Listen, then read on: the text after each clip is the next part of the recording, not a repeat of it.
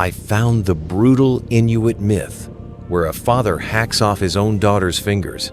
He hurled her from the boat into the icy waters during a massive storm. As Sedna clung desperately, he sliced her fingers, which sank into the depths below. Each digit transformed into whales, seals, and all the fish we catch today. This horrific event created Sedna as the mother of the ocean, born from her pain. Inuit hunters still perform rituals to calm her wrath before venturing out on the sea. The myth reveals that creation can come from the deepest betrayal and suffering.